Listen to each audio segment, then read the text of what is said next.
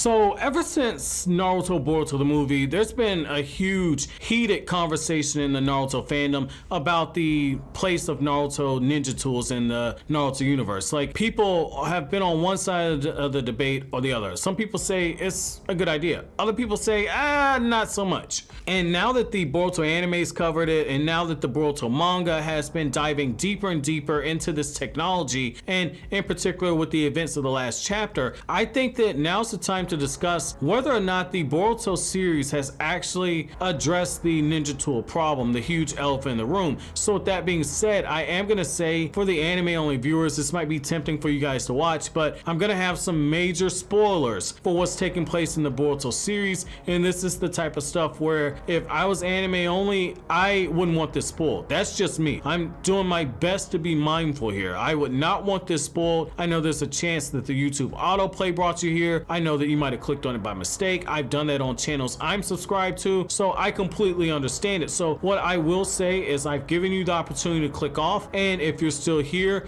you've been warned. We're going to be talking about spoilers. So Boruto chapter 33 definitely started the process of addressing the scientific ninja tool problem, because when Naruto Boruto the movie and then the adaptation for it in the anime was highlighting everything, it was pointed out that the whole reason why Boruto's generation couldn't use those ninja tools during tuning exams is exams were to measure your own natural ability. And when you look at what the anime showed us, I mean, kids like Boruto who don't even have proper training to learn something like Purple Lightning can effectively use it in a battle, simply because the capsule's there. And so when you start looking at it, those ninja tools can be highly dangerous. Like, imagine some untrained Genin using a Chidori and all of a sudden he puts his hand through somebody's chest like Kakashi did Rin. Like, something like that could happen. It could be a mission that goes bad because of that. And so a lot of people are saying, oh, this is a horrible idea. But then when you get in the manga and Sumire pops back up, and or at least in the manga she makes her official debut,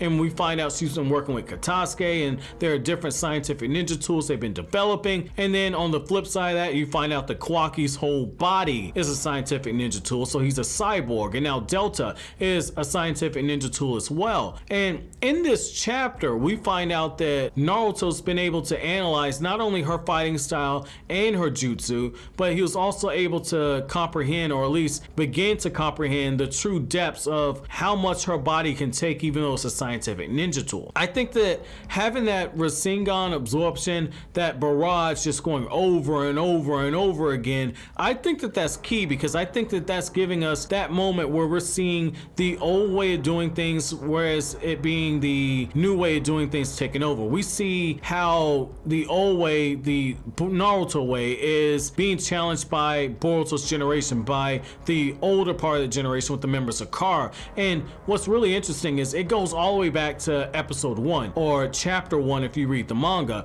where Kawaki says the age of the shinobi is done, and you see how everything's destroyed. Now this is what's interesting. That's symbolic, but it's also something that could be foreshadowing the importance of scientific ninja tools. And so in this chapter you see that clash.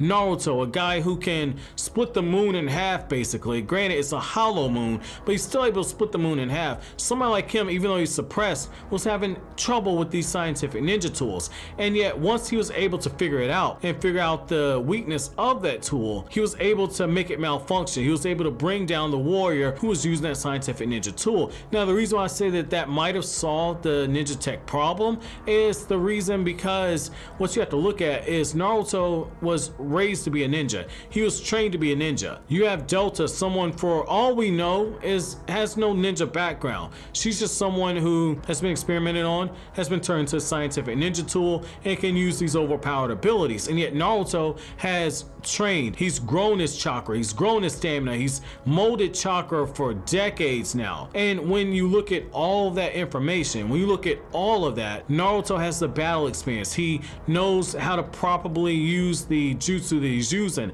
and because he can properly do so, Naruto is in a position where it doesn't matter how many ninja tools you use, Naruto can just one-shot you. And I think the best way to kind of compare this is go back to the versus Momoshiki arc. Boruto is essentially the members of Kara and these people who use the scientific ninja tools. When Momoshiki arrives, Momoshiki for centuries had been absorbing chakra and using his Rasengan. It was like second nature to him, okay? It's like second nature. Just like how for Naruto using chakra is second nature to him. And yet Boruto's just wildly spamming the scientific ninja tool, hoping it can do something in the same way that Delta was just spamming that I-beam jutsu that she had because her body, the scientific ninja tool, that ability. And Naruto, once he figured it out, was able to expose the weakness of it. He was able to come away with the win. And once Momoshiki figured out what Boruto was doing after Boruto fired all of those jutsu at him, he was able to take all those attacks and then he was able to shoot it back at Naruto and put Naruto in a compromising position. So I think that this is something very key.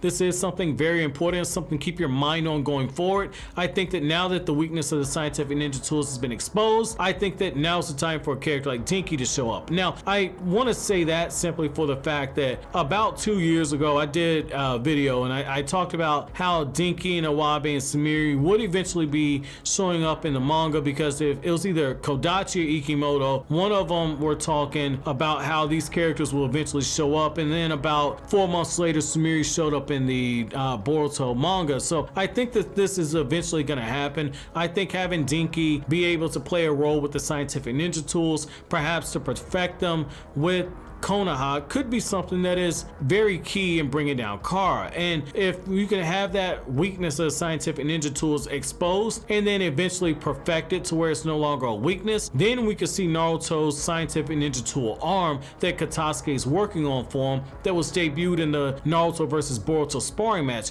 I think that if you do decide to go that route and give Naruto that arm, this could level the playing field. But I want to know what you guys think. Do you think the scientific ninja tool problem has been addressed in this latest chapter?